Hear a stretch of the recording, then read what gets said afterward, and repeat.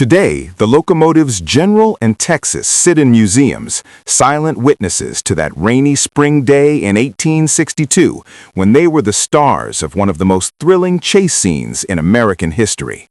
They are a reminder that even in the midst of a terrible war, the human spirit is capable of acts of extraordinary daring and courage, and that sometimes the most astonishing stories are the ones that are true.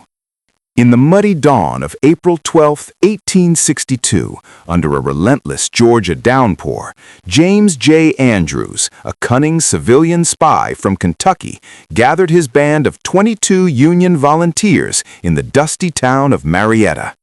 Dressed as civilians to blend with Confederate sympathizers, they boarded the northbound Western and Atlantic passenger train, the Locomotive General puffing steadily ahead, unaware it was about to become the prize in a high-stakes game of cat and mouse.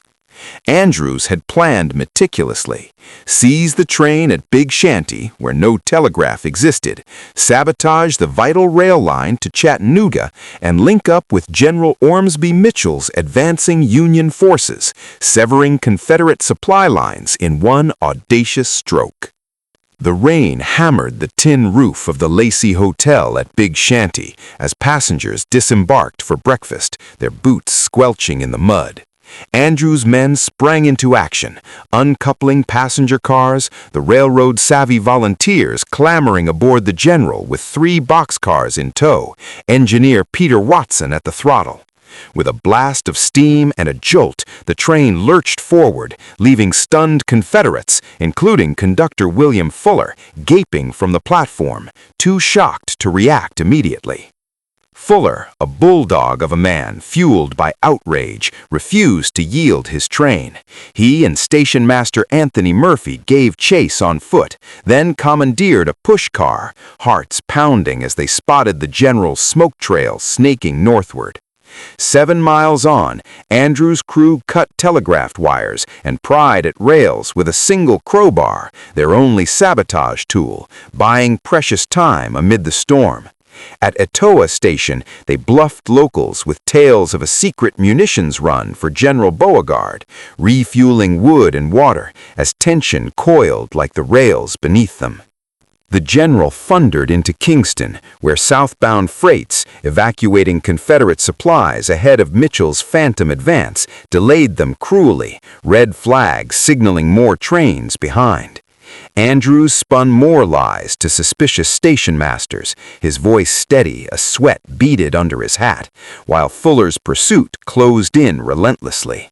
Finally clear, they ripped another rail and slashed wires, hearts leaping at the wail of an unexpected whistle, the old Yonah locomotive commandeered by Fuller, barreling from behind. Switching to the William R. Smith at Kingston, then dashing on foot past a broken rail, Fuller seized the mighty Texas at Adairsville, running it tender first in reverse, flames licking from its stack as Confederate armed men piled aboard. The chase intensified. Andrews dropped ties on curves, forcing the Texas to shudder and halt, but the wet wood foiled bridge burnings, and their meager tools slowed sabotage. Mile after mile, through Dalton and Tunnel Hill, the 2 iron beasts screamed in pursuit, whistles piercing the storm like war cries. Pittenger, one raider, later recalled the terror. Every curve revealed the Texas's smoke, its whistle a predator's scream as they tore boxcars for fuel, flames trailing uselessly. Near Ringgold, 18 miles from Chattanooga, the General's boiler ran dry. Andrews ordered abandoned ship, men scattering into woods as the Texas loomed. All were captured within days. Andrews and 7 hanged as spies in Atlanta, their bodies dumped in shallow graves. Yet 8 escaped through swamps and slave aid, trekking hundreds of miles to Union lines.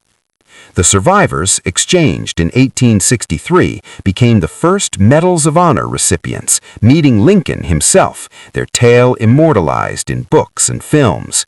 Theories swirl. Was Andrews a double agent? Did hidden Confederate spies tip Fuller?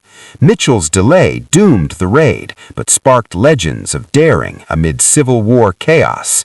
Today, General rests in Kennesaw, Texas in Atlanta, rusting icons of that rainy day's fury.